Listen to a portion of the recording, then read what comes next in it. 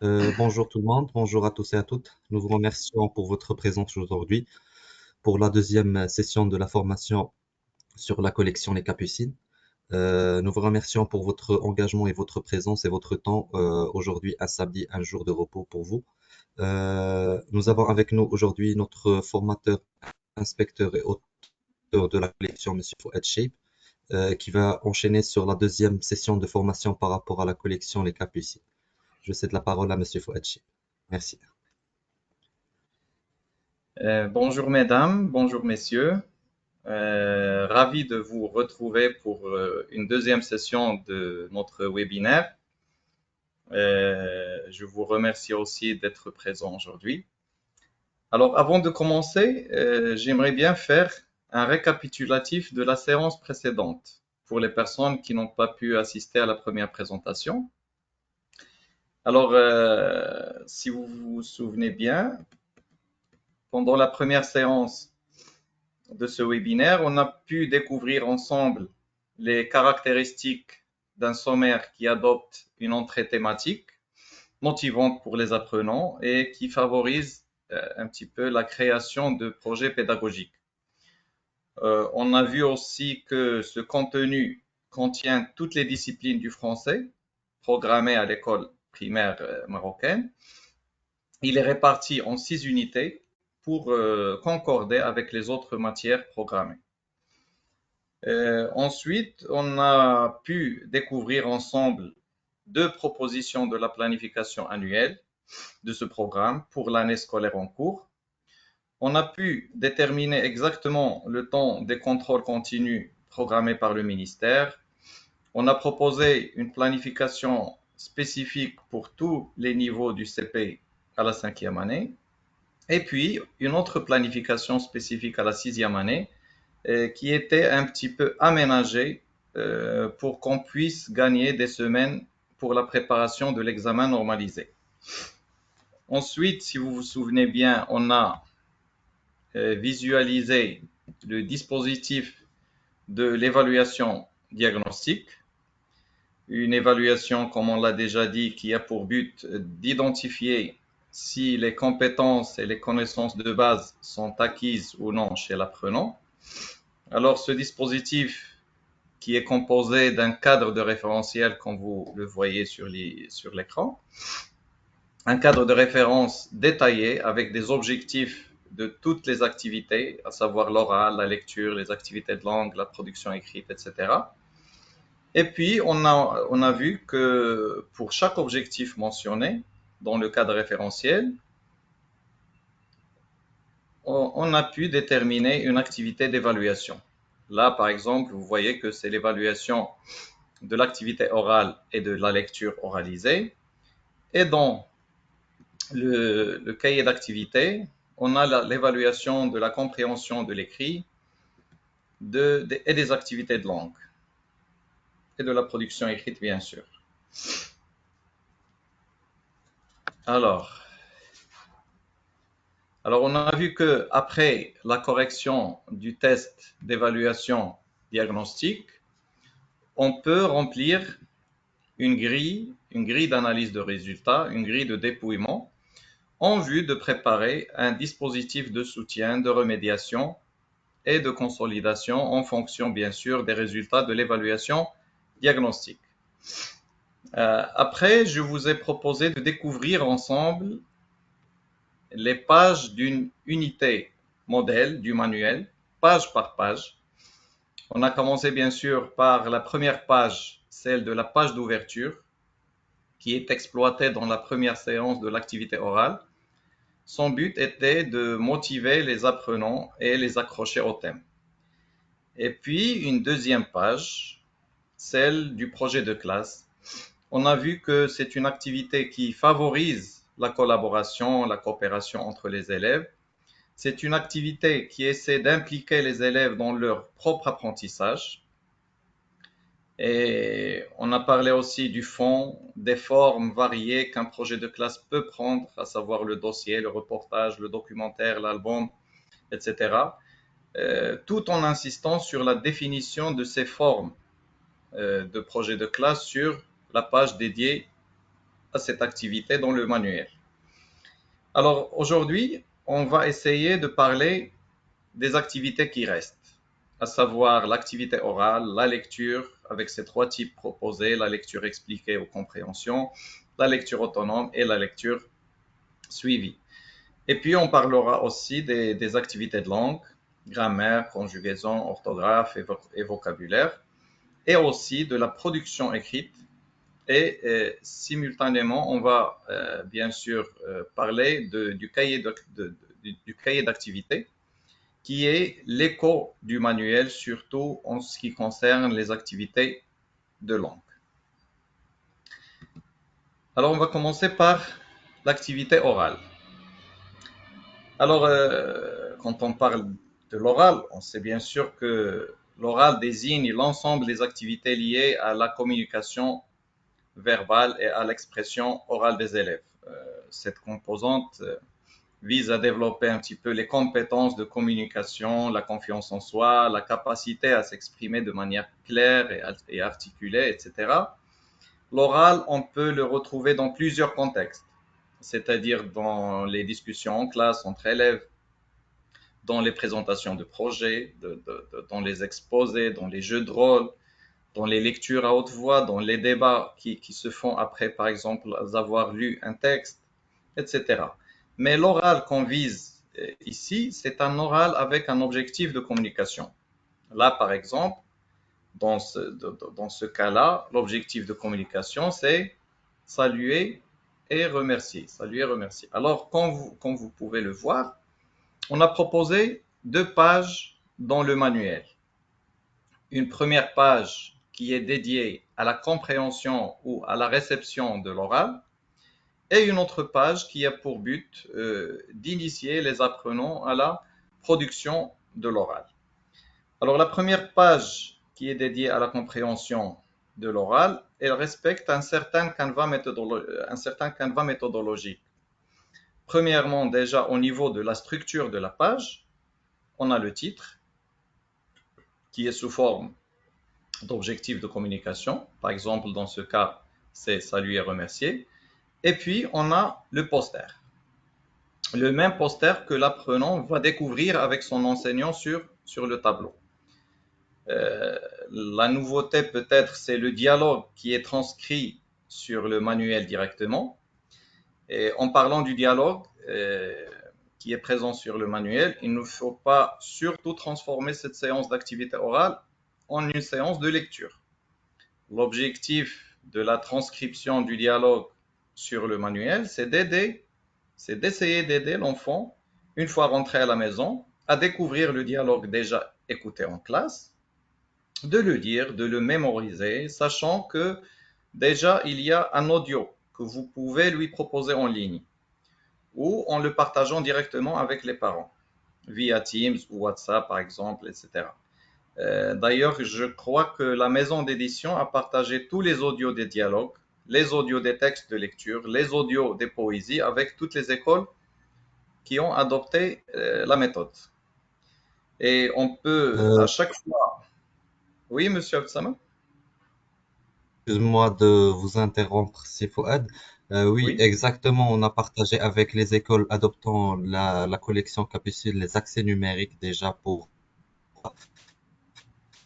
utiliser le manuel interactif. Mais aussi, suite à la demande de certaines écoles, on a partagé un lien Drive sur lequel ils peuvent télécharger tous les audios du manuel du CP à la sixième avec toutes les unités et qui a été partagé via notre réseau des délégués pédagogiques. Mais en même temps, je peux vous envoyer le lien sur le chat de ce webinaire pour le téléchargement. Oui, exactement. Merci Sidi Absaman pour Je vous en l'éclaircissement. prie. Je vous en prie. Euh, alors, parce que ces audios-là sont vraiment très importants. Euh, on peut à chaque fois que l'enfant écoute le dialogue en classe, juste après les cours, on peut le partager en audio avec les parents, ce qui va favoriser même l'autonomie de l'apprentissage chez l'apprenant. C'est-à-dire, il va écouter le dialogue en classe, il va le répéter avec son enseignant ou son enseignante, et une fois rentré à la maison, il va retrouver le dialogue en audio, partagé soit sur la plateforme proposée par la maison d'édition, soit par un moyen de communication entre l'école et les parents. Et tous les audios sont désormais téléchargeables. Alors, on revient à la première page. Alors, toujours dans cette première page de la compréhension, en observant le poster, on essaie d'amener l'enfant à émettre des hypothèses concernant le dialogue pour le préparer à l'écoute du dialogue. Après, on présente le dialogue, bien sûr, soit par audio enregistré, soit c'est l'enseignant qui se charge de le présenter.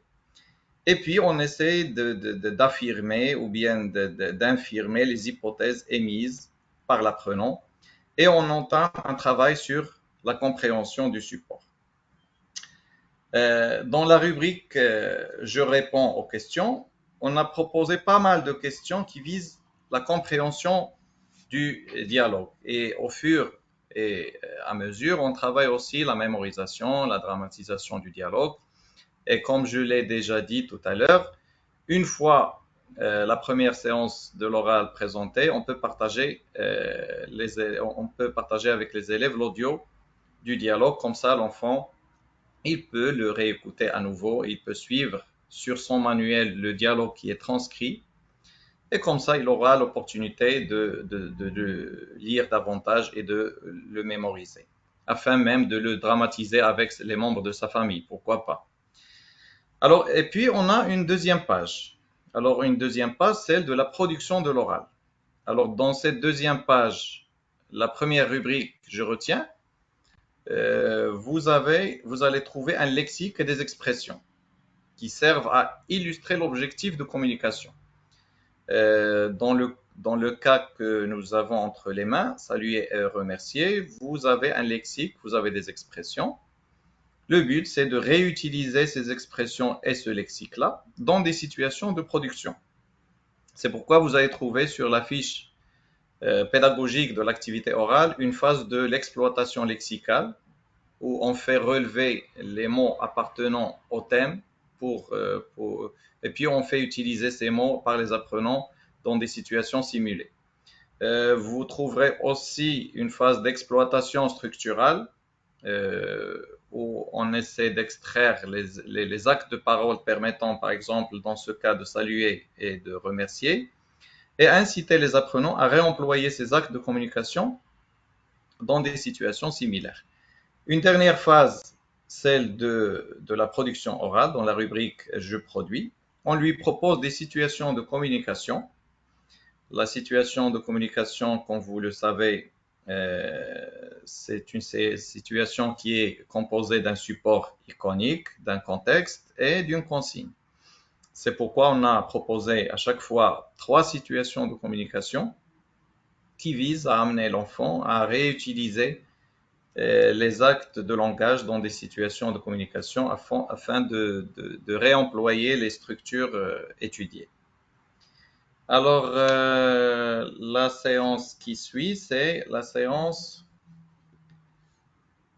Alors, c'est. Non. C'est la lecture.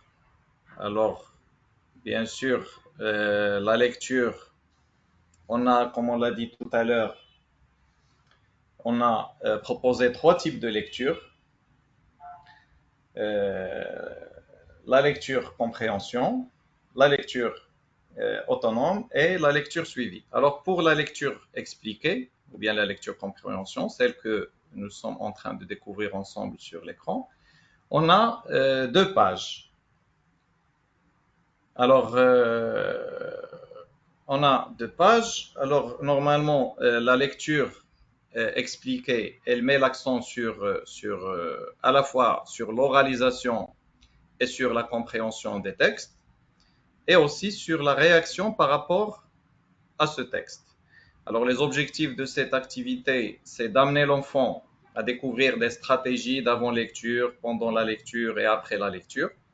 C'est d'identifier les idées principales véhiculées dans le texte, c'est d'encourager les discussions sur le sens des textes et aider les apprenants à tirer des conclusions, à débattre et à donner leur avis par rapport à ce qu'ils lisent. Alors pour cette lecture, comme on l'a dit, on commence toujours par des activités d'avant-lecture. D'accord ?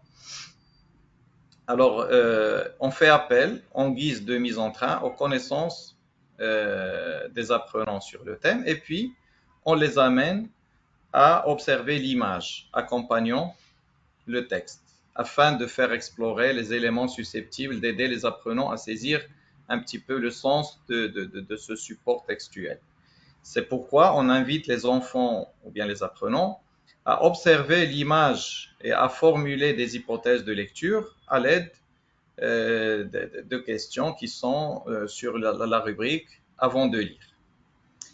Après cette étape, on procède à une phase de pendant la lecture, où l'enseignant normalement lit lentement le texte en respectant une bonne prononciation, une bonne intonation, une bonne accentuation, articulation, etc. Et puis, il fait lire individuellement le texte par les élèves.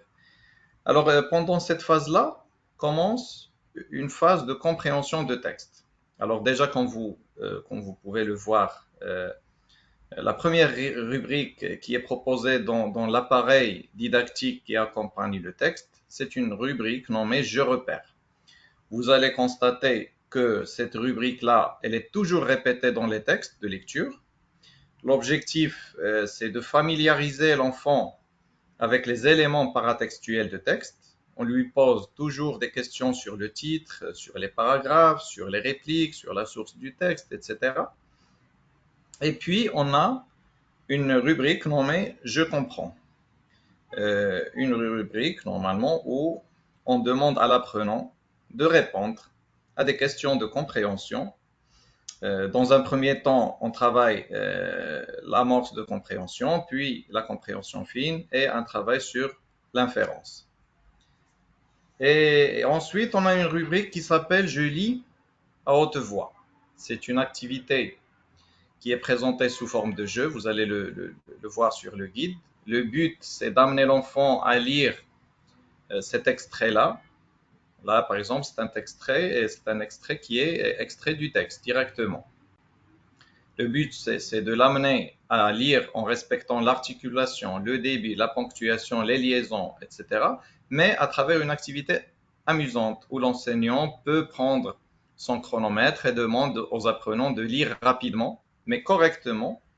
Il ne s'agit pas de rapidité, mais de fluidité. L'objectif de cette rubrique, c'est de développer la fluidité et l'affluence chez l'apprenant. Et puis, on a une troisième rubrique, celle de Je réagis. Euh, L'objectif visé de cette rubrique, on a normalement 5 à 6 questions. Alors, les premières questions, ce sont toujours des questions qui relient le texte de lecture aux activités de langue déjà vues. C'est-à-dire, là par exemple, si on a déjà fait la découverte du nom propre, le nom commun, le verbe à l'infinitif, les verbes conjugués au présent à l'imparfait, ce sont des leçons déjà vues. Alors on essaie d'exploiter le texte pour servir justement la révision et la consolidation des leçons de langue déjà présentées. Et puis dans un deuxième temps, on a des questions qui visent à faire réagir les apprenants sur leur texte de lecture, sur les idées véhiculées dans le texte. On lui demande, par exemple, tel ou tel personnage a fait tel ou tel acte, est-ce que vous êtes d'accord avec lui, est-ce que vous n'êtes pas d'accord, et on déclenche un débat à partir du texte. Le texte devient alors un sujet de débat. L'objectif, ce n'est pas justement de lire tout simplement, mais de réagir à propos de ce qu'on peut lire. L'objectif aussi, c'est de développer le sens critique chez l'apprenant et de ne pas le considérer juste comme un consommateur de lecture, mais aussi quelqu'un qui a son avis sur ce qu'il lit. Alors après, on a les activités de langue. Alors les pages qui suivent, ce sont des pages d'activités de langue. Alors vous savez très bien que l'enseignement des activités de langue est crucial pour le développement des compétences linguistiques des élèves. Alors, il les prépare non seulement à une communication efficace, mais aussi à une compréhension plus profonde des textes. Cela inclut bien sûr l'apprentissage de la grammaire, la conjugaison, l'orthographe, le vocabulaire. On va prendre par exemple un modèle d'activité de langue. Par exemple, là, on a par exemple les déterminants. Alors déjà pour l'organisation de la page, on a toujours un objectif, l'objectif qui est mentionné juste après l'intitulé de la discipline ou bien de l'activité. Et puis, il y a une rubrique qui est nommée Je sais déjà. Alors, l'objectif de cette rubrique-là, c'est justement l'évaluation diagnostique, c'est l'évaluation des prérequis nécessaires pour la leçon. Par exemple, là, pour les déterminants, on lui propose une phrase, la rentrée s'approche, les vacances sont presque terminées, etc. Et on lui demande de relever les articles définis et les articles indéfinis. Vu que ce sont des leçons déjà vues et que les articles font partie aussi des déterminants. Alors après, on passe à la rubrique J'observe. Alors cette rubrique, elle contient soit des phrases, soit un petit texte. Elle est dans la plupart des cas extrait du texte de lecture ou bien du dialogue proposé à l'activité orale. Comme ça, on peut au moins assurer la compréhension de ce support-là. Et puis, commence un travail de manipulation, de réflexion, pour amener l'enfant à déduire une règle à travers les questions de je réfléchis. On a proposé des questions progressives qui amènent l'enfant petit à petit à découvrir la règle de la leçon de langue. Après la découverte de la règle, par exemple celle-ci qui concerne les déterminants, il faut savoir que dans le manuel, on propose des règles qui sont assez détaillées. Alors, l'enseignant peut normalement résumer ces règles-là parfois, peut-être même de les schématiser ou de les présenter sous une autre forme. L'enseignant a toujours cette compétence-là d'ajuster et d'aménager les apprentissages programmés, en fonction bien sûr du niveau d'assimilation des apprenants. Après la rubrique Je retiens, on a une rubrique nommée Je m'entraîne. Alors c'est soit un exercice, soit deux. L'objectif, c'est de réaliser un petit entraînement collectif avec toute la classe en vue d'appliquer la règle qu'on vient de voir précédemment. Et comme ça, l'enseignant, il peut vérifier si tous les élèves ont bien compris et assimilé la règle et en même temps de faire un soutien immédiat pour toutes les incompréhensions qui peuvent surgir. Alors bien sûr, on a une page qui est proposée dans le manuel et qui peut être travaillée la première semaine de la leçon et dans un second temps, c'est-à-dire pendant la deuxième semaine sur le cahier d'activité. Là, je vais vous afficher le cahier d'activité. On a des exercices d'application de la leçon. Alors, vous allez remarquer que ces exercices proposés dans le cahier d'activité respectent une certaine progression. Alors, dans un premier temps, par exemple, on peut proposer à l'élève des questions qui sont fermées, comme je souligne, je relis, je complète, j'encadre, etc. Et dans un second temps, on propose des consignes qui sont ouvertes. C'est-à-dire, on peut lui demander, par exemple, dans un premier temps, par exemple, en conjugaison, de compléter les verbes par le participe passé convenable, et dans un deuxième temps, de conjuguer directement le verbe. D'accord. Alors, là, c'est pour le cahier d'activité. Alors, pour le manuel, l'activité qui vient après, c'est la production de l'écrit. Et comme je vous l'ai dit tout à l'heure, la production écrite est liée directement à l'activité orale. On a déjà vu ça pendant la séance précédente. Et on a pu, par exemple, pendant la séance de l'activité orale, on a pu commencer à s'exercer sur la production écrite, qui va avec l'objectif visé, parce que c'est toujours le même objectif. Je l'ai déjà précisé l'autre fois, on a vu que l'activité orale permet de créer un lien direct avec la production écrite. On a vu que l'activité orale est un point de départ pour les activités écrites. Les apprenants peuvent préparer leur production écrite à travers des situations de communication orale en rédigeant par exemple des petites productions écrites déjà préparées à la maison. Alors pour la production écrite, on sait bien que c'est un pilier fondamental du développement des compétences linguistiques et cognitives des apprenants.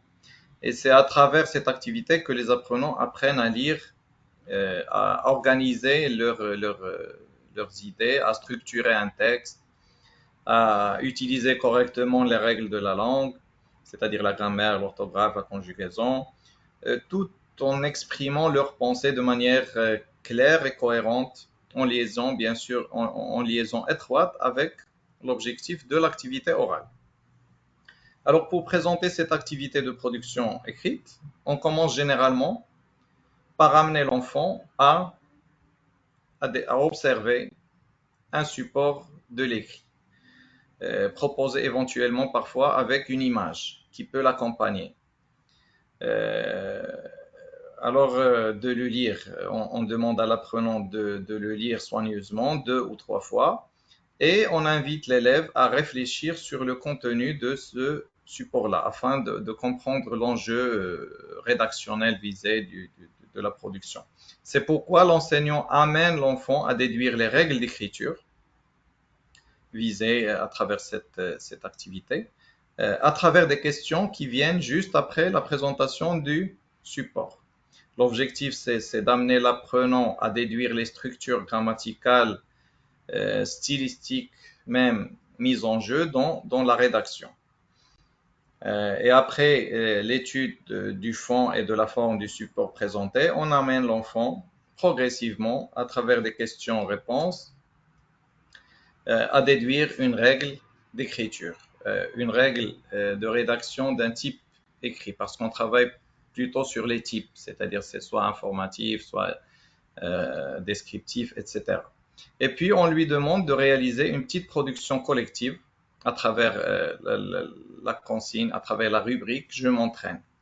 À savoir que l'activité proposée dans cette rubrique peut être réalisée collectivement avec les apprenants sur le tableau pour lui donner le modèle à suivre et pour découvrir pour l'enseignant les difficultés qui persistent encore.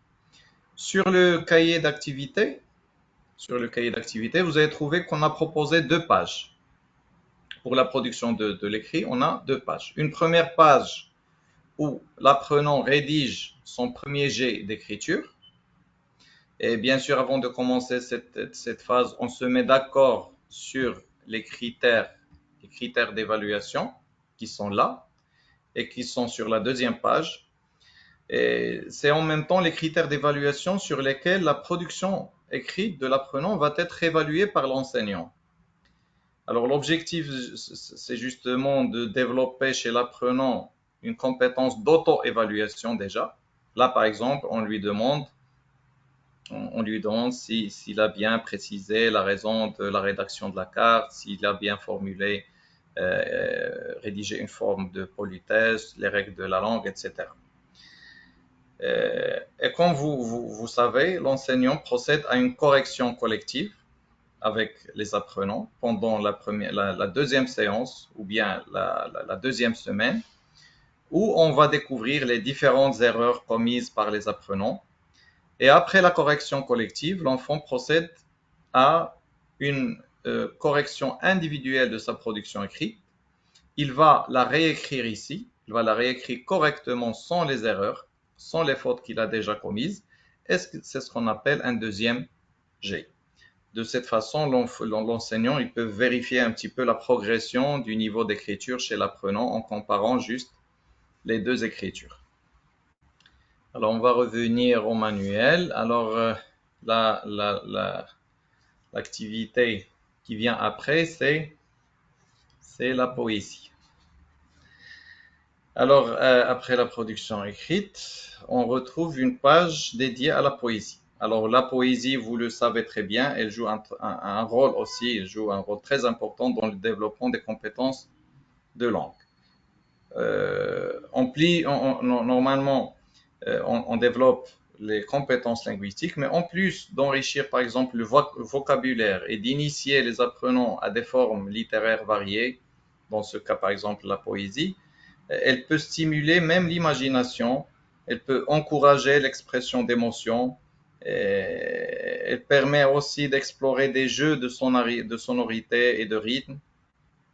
Apprendre des poèmes par cœur fait partie aussi des objectifs de la poésie et développe ainsi la mémoire chez l'apprenant. Alors, pour présenter cette activité, on commence toujours par amener l'enfant à observer déjà l'image qui accompagne le poème pour émettre des hypothèses sur le contenu du poème.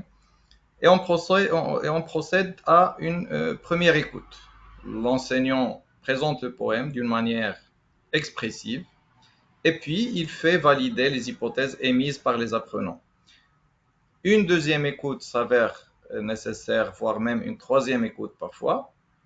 Et puis on essaie de déterminer les mots difficiles à expliquer et on commence la compréhension du poème à travers les questions proposées dans la rubrique J'écoute et je comprends. Alors, après avoir assuré la compréhension du poème, on va procéder à une diction, à une mémorisation du poème vers après vers.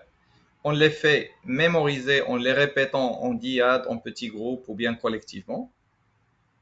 Et une dernière étape d'évaluation où l'enfant est amené à réciter le poème d'une manière expressive. Et justement, pour la poésie, une remarque générale, c'est que les enseignants ont tendance parfois à changer de poème. Bien sûr, ils peuvent le faire. Il faut juste respecter le thème proposé de l'unité. L'enseignant a le droit de les changer et de proposer d'autres poèmes.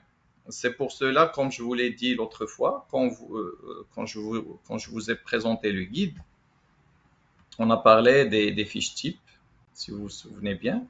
Alors, normalement, il peut, par exemple,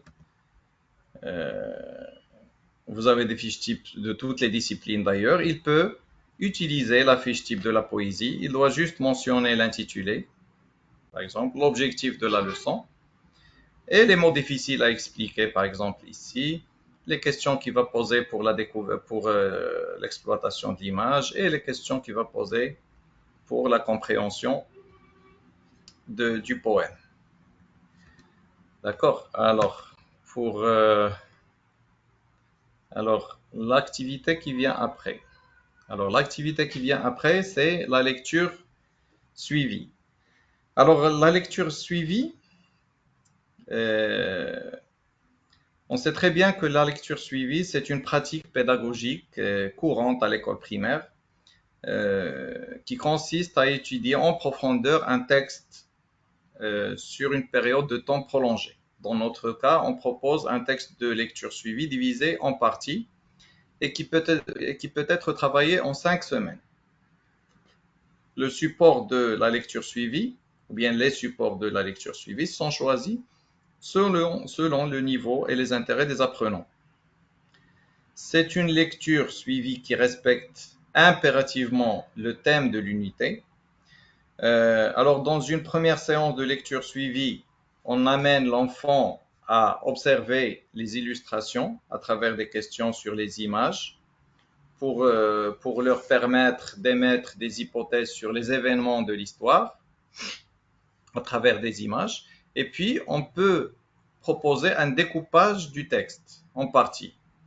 Alors, l'apprenant doit lire le texte à la maison, seul, et il est amené à répondre, normalement, il est amené à répondre à des questions sur le cahier d'activité. Alors, si on revient au cahier d'activité, là, par exemple, vous avez toujours des pages dédiées à la lecture suivie. Alors, l'objectif, c'est quoi? C'est de vérifier si l'apprenant a déjà lu le texte, s'il l'a bien compris, s'il a bien compris le déroulement des actions, etc. Et après chaque partie de la lecture suivie, on lui demande un petit résumé de la partie lue. Alors, je le rappelle, comme on l'a dit tout à l'heure, c'est une lecture qui se fait hors classe. En classe, on ne fait que corriger les questions de compréhension. Alors, la dernière activité sur le manuel, c'est la lecture autonome. Alors, la lecture autonome, également connue parfois sous le nom de lecture indépendante ou lecture silencieuse, c'est une pratique, c'est une activité qu'on doit normalement encourager à l'école primaire pour aider les élèves à développer un plaisir de lire euh, et pour les amener de travailler de façon autonome sur la compréhension du texte. Parce que parfois, on a tendance à nous demander aux apprenants de répondre par écrit à des questions de compréhension que pendant le contrôle continu. Alors que normalement, on doit les préparer durant toutes les semaines d'apprentissage, bien les semaines d'installation de ressources, à répondre à des questions par écrit à travers un texte et des questions comme c'est le cas ici. On demande à l'apprenant de lire le texte et de répondre sur son cahier de maison aux questions proposées. Alors c'est une activité qui se fait aussi hors classe. On demande à l'apprenant de lire le texte et de répondre sur le cahier. Bon voilà, je crois que notre unité, les 2 semaines, notre unité modèle est parvenue à sa fin. Et maintenant, je vous donne la parole si vous avez des questions sur tout ce qu'on a pu voir ensemble aujourd'hui.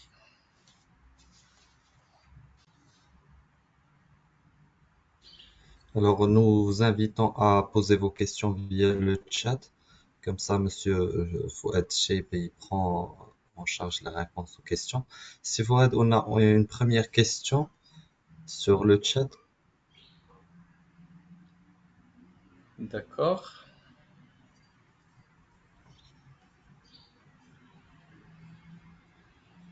Est-ce que c'est lisible pour toi, c'est Fouad?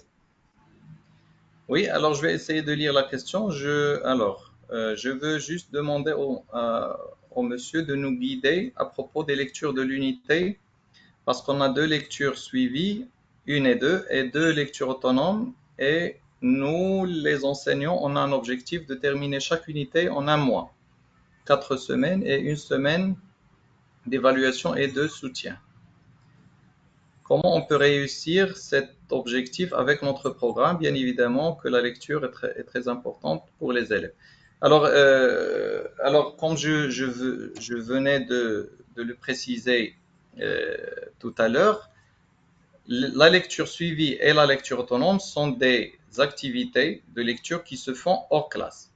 Normalement, on insiste pour l'oralisation du texte, pour la compréhension, pour la réaction du texte sur la première lecture, celle de la lecture compréhension, de la lecture expliquée.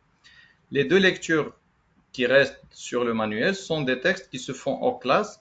Normalement, on consacre une séance de correction dans notre emploi du temps. On peut consacrer par exemple vendredi, ou n'importe, vendredi ça serait le mieux, une séance de 20 ou bien de 25, de 30 minutes, comme le permet l'emploi du temps, et on procède à la correction des questions de compréhension qui sont soit sur le cahier de l'élève, soit sur le cahier d'activité pour la lecture suivie. Et peut-être on pourrait avoir recours à des lectures ou bien à des extraits du texte pour un petit peu valider quelques réponses qui peuvent être confuses.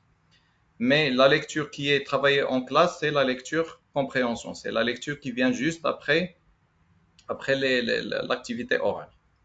Et pour normalement, monsieur a parlé normalement de la répartition des leçons.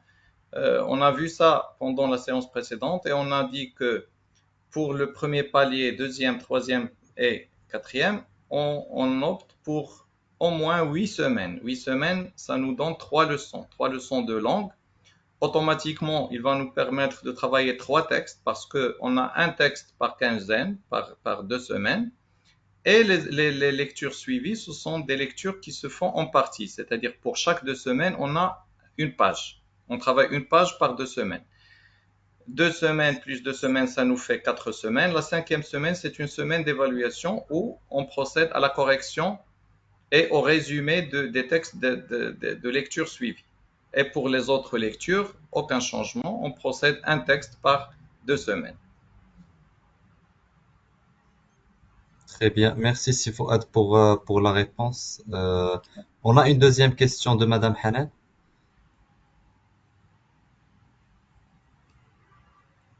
Alors, on a une deuxième question. Alors, je vais vérifier.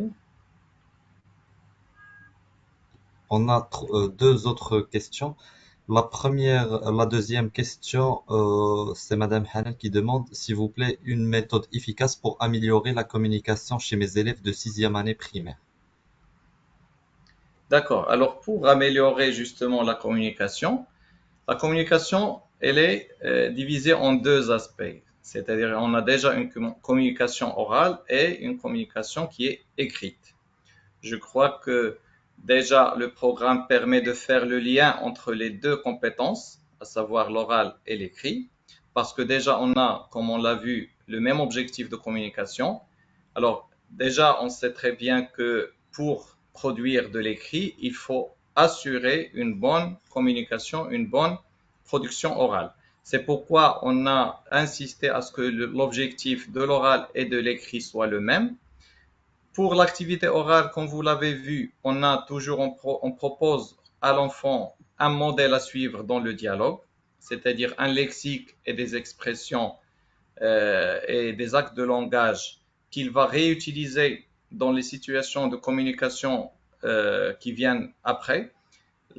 Malheureusement, ça, c'est un petit peu un constat que je fais lors de mes visites. On considère que l'objectif de l'activité orale, c'est de mémoriser le dialogue et de le dramatiser. Alors ce n'est que la moitié de la leçon. Il faut toujours insister à ce qu'il y ait une phase de production de l'oral. Pendant la 2e semaine, on travaille un seul objectif sur 2 semaines. La première semaine, c'est un travail sur le dialogue.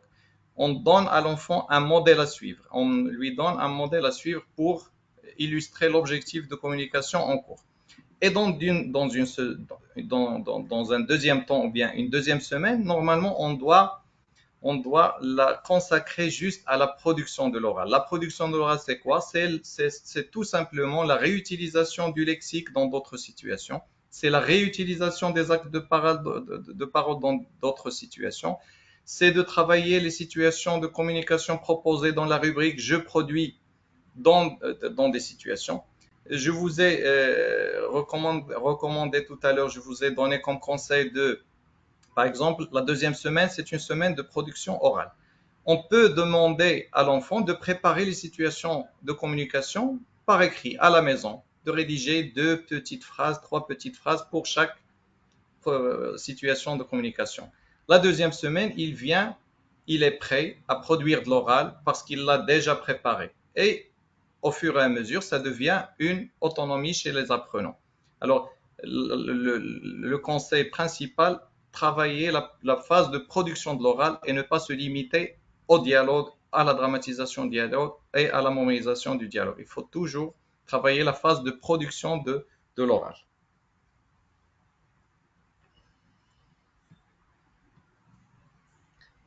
Merci Sifouad pour la réponse. J'ai Ouais. une troisième question sur le même créneau. S'il vous plaît, une méthode pour améliorer la production écrite chez les élèves de troisième année primaire. Alors, je crois que j'ai déjà répondu à ça pendant l'intervention précédente. C'est toujours de la lier à l'oral. Il ne faut pas avoir deux objectifs différents. Parce que dans la plupart des programmes qu'on a sur le terrain, on a un objectif de l'oral. Parfois, on n'a même pas d'oral dans des manuels. Alors, ou bien on a un oral qui parle d'un objectif à part, qui parle d'un objectif complètement différent de celui de la production écrite. La production écrite, c'est le couronnement des activités. C'est une étape finale de l'apprentissage. Et pour arriver à cette étape-là, il faut déjà être préparé. Être préparé à travers quoi? À travers l'activité orale. à travers les textes de lecture. Parce que quand j'assure un lexique varié, un objectif de communication semblable à celui de la production écrite dans l'activité orale, des expressions, des mots, c'est-à-dire je le prépare durant toute la semaine. À partir de lundi, quand je présente mon activité orale, je suis en train de préparer la production écrite. Je la prépare à travers les situations de communication, de production orale. Je la prépare à travers le texte de lecture qui est toujours dans le même thème. Je la prépare à travers les activités de langue, la conjugaison, la grammaire, etc. Je la prépare même avec des activités de poésie, de lecture suivie et de lecture autonome. Et vers la fin, comme je l'ai dit, le couronnement de toutes ces activités, c'est d'arriver à produire de l'écrit, à faire une production écrite. La production écrite, ce n'est pas une séance à part. C'est le couronnement de toutes les activités qui viennent avant. Merci Sifouat pour la réponse. J'ai une dernière question, avant-dernière question de Madame Hanan. Le cahier de préparation à l'examen pour la sixième, la question est quand et comment je peux l'utiliser? Oui, alors merci déjà pour cette question parce que j'ai oublié de l'évoquer dans ma présentation. Alors, on vous a proposé un cahier de préparation à l'examen normalisé. Alors, normalement, le cahier d'examen, comme indique son nom déjà, c'est la préparation d'examen. Moi, ce que je recommande aux enseignants, c'est normalement de le laisser à la phase de préparation d'examen. Parce que l'enfant, il est en train d'assimiler, d'acquérir tous les objectifs à travers le manuel et le cahier d'activité. Mais à un moment donné, il est dans une semaine ou bien 2 semaines de préparation d'examen. L'examen, on a l'examen normalisé local et on a l'examen provincial de fin d'année. Alors automatiquement, ce cahier-là va être divisé en deux parce que le grand problème et le premier défi qui se pose pour l'enseignant, c'est comment préparer sa préparation d'examen. Parce que une fois arrivé à cette semaine de préparation d'examen, la question qui se pose pour l'enseignant, comment je vais préparer mes apprenants pour l'examen. Alors, normalement, que fait l'enseignant? Il révise toutes les leçons, etc. Il revient au cahier de classe, au cahier d'exercice, il revient au cahier d'activité, etc. Alors, on a essayé d'assembler tout cet appareil didactique dans un seul cahier de préparation. Qu'est-ce que vous avez trouvé dans le cahier de préparation? Vous avez trouvé déjà la répartition, une répartition similaire à celle de l'examen normalisé, c'est-à-dire on commence par des compréhensions de l'écrit, un lexique, grammaire, conjugaison, orthographe et vers la fin une production écrite. C'est-à-dire dans la semaine de préparation, pendant la semaine de préparation d'examen, j'effectue la partie dédiée à l'examen local et je laisse la partie de l'examen provincial à la fin d'année. Une fois, prenons l'exemple par exemple de l'examen provincial local. Je prends le cahier de préparation. Qu'est-ce que vous avez trouvé? En premier lieu, des textes de compréhension de l'écrit qui respectent impérativement, parce qu'on a 8 questions. Et ces 8 questions, ils respectent impérativement une certaine démarche. 4 questions fermées, des questions ouvertes. La dernière question, il va donner son avis. Les premières questions, ce sont des questions sur le type, le titre, etc. Alors, les propositions de compréhension de texte dans le cahier de préparation, ils respectent déjà cette démarche-là. Après viennent les activités de langue. Par exemple, la grammaire, vous allez trouver je complète la règle. Alors, quand l'enfant va travailler cette rubrique-là, c'est un petit rappel de la règle. Et après avoir rempli collectivement en classe la règle qui est déjà mentionnée sur le cahier, sur le manuel de l'élève, on procède à des applications de cette règle pour toutes les activités de langue. Et on arrive à la production écrite. Vous avez toujours 2 G, un premier G et un deuxième G qui visent impérativement les leçons de l'examen normalisé.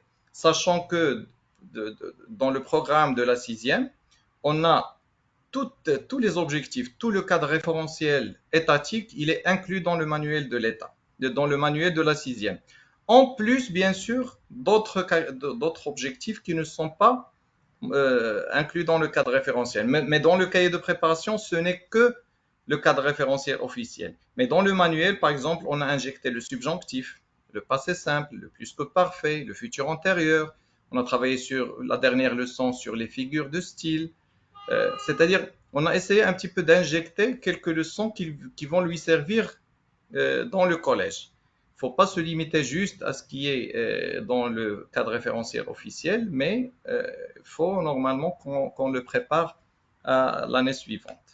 J'espère que, parce que normalement j'aurais dû présenter le cahier de préparation de l'examen et on aurait déclenché une petite discussion, mais ça viendra après, Inch'Allah. Merci beaucoup, c'est Fouad. J'ai une autre question qui est toujours liée au niveau d'ILCE6 de Madame Selma. La question est, j'aimerais bien savoir pourquoi les élèves de CE6 n'ont pas la dictée sur leur manuel. Alors, vous savez très bien que la dictée, c'est une application de l'orthographe déjà.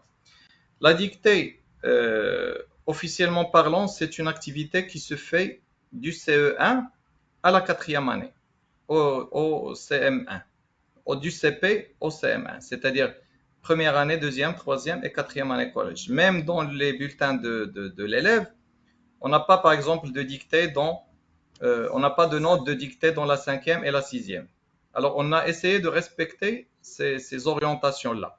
Mais rien n'empêche à ce que l'enseignant procède à une dictée pendant la séance d'orthographe. C'est-à-dire la première semaine, ça va être la présentation de la notion orthographique. La deuxième semaine, ça serait des applications sur cette notion-là. Et on peut procéder à une application de l'orthographe qui est une dictée. Mais c'est une activité normalement qui ne fait pas partie du cadre référentiel officiel de la sixième, ni de la sixième, ni de la cinquième. Mais la dictée, elle est toujours importante. On peut même la faire dans le collège, dans le lycée, etc. Rien n'empêche l'enseignant de l'ajouter à chaque fois. Très bien, merci beaucoup, c'est Fouad. La question suivante est concernant le cahier d'écriture. Pourquoi nous n'avons pas gardé le même texte à recopier pour la dictée? Comme ça, les élèves ne trouveront pas de difficultés à la dictée car ils seront bien mémorisés. Alors justement, la dictée, on a deux types de dictée. On a la dictée et l'autodictée, déjà. Alors l'autodictée, vous allez trouver parfois des extraits de texte dans la copie, parfois des extraits de texte dans la dictée, ou bien dans l'autodictée. Alors, dans l'autodictée, dans la leçon d'autodictée, vous pouvez leur proposer un petit extrait de texte ou bien même du dialogue à travailler à la maison, et puis ils viennent en classe pour le reproduire tel quel pour la dictée qui peut être, qui est normalement une nouvelle dictée découverte en classe, ça doit être normalement un nouveau texte. Il doit être présenté avec un nouveau texte. Le texte, il est mentionné sur le guide. Si vous prenez le guide pédagogique, vous allez trouver sur la fiche de dictée tous les textes de dictée proposés.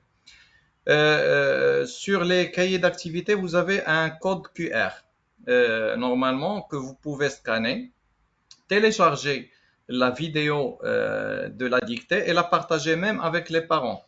Et c'est une vidéo très, très, très, très bien présentée qui favorise un petit peu l'autonomie de l'apprentissage. Normalement, on peut la projeter pour l'enfant. Il peut faire sa dictée d'une façon autonome à la maison. Là, on parle de dictée, d'autodictée. Par contre, quand on décide de faire une dictée, le texte doit être découvert en classe et pas à la maison. Très bien, merci beaucoup, c'est Fouad. J'ai une question qui n'est pas liée forcément à la collection de Capucine, mais plus à la gestion de classe de Madame Khaoula, qui dit bonjour à tous. Ma question est la suivante. Comment gérer l'hétérogénéité des élèves dans la compréhension des textes et la production de l'écrit? J'ai pas bien entendu Sidi Comment Abdessamad. gérer l'hétérogénéité des élèves dans la D'accord. compréhension des textes et la production de l'écrit? Je pense qu'il est lié par Oui, rapport à la oui, d'accord. Alors, diversification. pour la lecture, euh, hier j'avais une réunion avec les enseignants. Vous pouvez trouver des élèves en sixième année qui ne savent pas lire. Les enseignants savent de quoi je parle. C'est-à-dire, on peut trouver des élèves, une classe n'est jamais homogène, une classe est toujours hétérogène. On a des classes à cours multiples dans n'importe quelle classe au Maroc, même à l'étranger. Mais parfois, on a de grandes disparités, on a de grandes différences entre les élèves. Parfois, on a ça. Parfois, on a des élèves en sixième qui ne maîtrisent pas les sons, les graphèmes. Vous pouvez lui demander de lire le B, parfois, il ne sait pas lire ça. On a ces cas-là. Alors, normalement, la première des choses à savoir, c'est le niveau dans lequel normalement se situe cet apprenant. On a un niveau de lettres, on a un niveau de syllabes, on a un niveau de mots, on a un niveau de phrases et de texte. Alors, normalement, le défi de l'enseignant, c'est quoi? C'est de déterminer en quel niveau se situe chaque enfant. On a des enfants comme ça. Et puis, je vais former des groupes. Si j'ai deux enfants, par exemple, au niveau de lettres ou bien de syllabes, le défi de l'enseignant, c'est de l'amener à hausser de niveau vers le niveau de mots. S'il arrive à lire des mots mais pas des phrases, le défi du prof va être de l'amener à lire des phrases au lieu de mots. Et ainsi de suite. C'est-à-dire, je dois normalement situer où normalement l'enfant est situé par rapport à son apprentissage de lecture et je programme à ce que chaque élève puisse passer de niveau à autre, de niveau de la lettre à la syllabe, de la syllabe au mot, du mot à la phrase et de la phrase au texte. Très bien. Merci beaucoup, c'est Fouad. La question suivante de Madame Nassira. Tout d'abord, je tiens à vous remercier sincèrement pour la formation que vous avez dispensée. Elle a été particulièrement enrichissante. J'ai beaucoup apprécié vos explications précises sur la répartition annuelle des unités et des éléments clés qui me permettront de structurer efficacement mon enseignement. Je souhaiterais juste savoir si lors de la deuxième séance de production écrite, il serait pertinent de proposer aux apprenants un exemple de corriger à écrire dans leur cahier de classe. Pensez-vous que cela pourrait les aider à mieux structurer leurs idées et à améliorer leur expression écrite? D'accord. Alors, la question est sur le modèle à présenter aux apprenants. Alors, Exactement. normalement, voilà. Alors, normalement, une production écrite, on sait très très bien que la production écrite, c'est un petit peu la bête noire de l'élève et même de l'enseignant. Parce qu'on a des enfants en classe, à l'école, qui ne savent pas écrire, qui n'arrivent pas à faire de rédaction, de production de l'écrit. C'est pourquoi dans le programme, dans la collection Les Capucines, on a insisté à ce que cette activité soit liée aux autres activités et principalement, je le répète toujours, à l'activité orale qui me prépare la production écrite. Par contre, la production écrite, par exemple, là, ça dépend de l'école, ça dépend des encadrants avec qui les écoles travaillent, ça dépend des directeurs, ça dépend des décisions administratives de l'école. Pourquoi je vous dis ça? Parce que personnellement, personnellement, avec des écoles, on peut proposer une seule production écrite en 3 semaines. Au lieu de travailler, par exemple, une seule production par 2 semaines, on a des élèves qui sont là, qui n'arrivent pas à produire, qui ont des difficultés de lecture, qui n'arrivent pas à produire de l'oral. Alors, comment je peux demander à un enfant de faire un premier jet pendant la première séance et un deuxième jet pendant la deuxième séance? C'est très dur et c'est parfois impossible.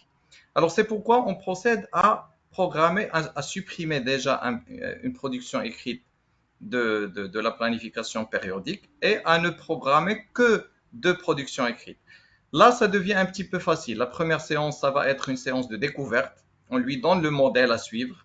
Là, au lieu de lui présenter une modèle de production écrite, on lui donne le modèle dès la première séance. On propose un modèle à suivre. On va écrire un test descriptif. Le modèle à suivre est là. On le projette, on le fait observer, on fait l'étude du fond et de la forme de ce texte-là. Le modèle est là, il est très très bien détaillé, très très bien étudié, très très bien découvert. Là, c'est une première séance. Une deuxième séance, ça va être une séance du premier G. On demande à l'enfant de faire sa production écrite seul. Il a le temps, 45 minutes, 1 heure. Et une troisième séance de la correction.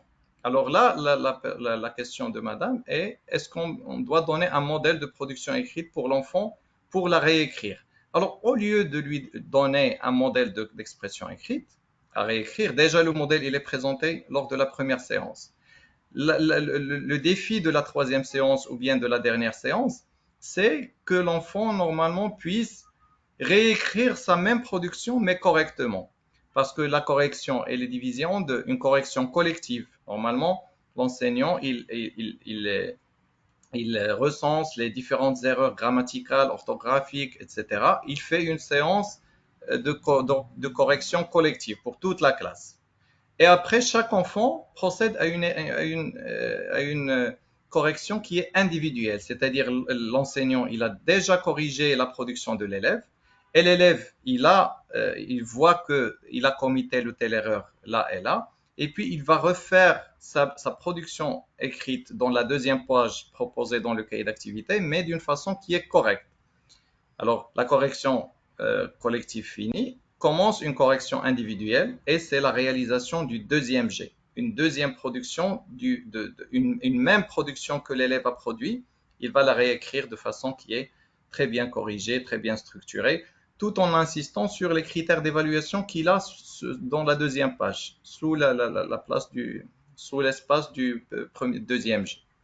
D'accord? Très bien, merci beaucoup, Sifouad. J'ai une question de Madame Hanan pour le niveau CE6. Comment je peux utiliser les posters pour le CE6 et est-ce qu'il est important de partager avec les apprenants les posters sur le tableau? Oui, bien sûr, le poster, c'est très important de le partager avec les enfants. Déjà, sur le manuel, il va avoir le même poster partagé avec les enfants. Le poster, il a pour objectif quoi? Il a pour objectif tout d'abord de mettre l'élève en situation de l'oral, en situation du dialogue qu'il va écouter. Il a pour objectif d'émettre les hypothèses sur le support qu'il va écouter. Et puis, c'est la mise en situation. Une fois le dialogue présenté, déjà sur le poster, on essaie toujours de poser les questions sur les personnages, le lieu, le temps, les actions, etc. Et n'importe quel détail qui peut être sur le poster avec bien sûr une étude du premier plan, deuxième plan, arrière-plan, etc. Le poster, il est très très important parce qu'il permet de mettre l'élève en situation de l'oral. Il ne faut pas lui présenter le dialogue directement, mais il faut le mettre en situation. Il faut anticiper l'apprentissage qu'il va voir. Il faut émettre des hypothèses parce qu'une fois le dialogue présenté, on revient à cette phase-là. On revient à ce que l'élève peut, par exemple, affirmer ou infirmer, valider ses hypothèses, peu importe s'ils sont fausses.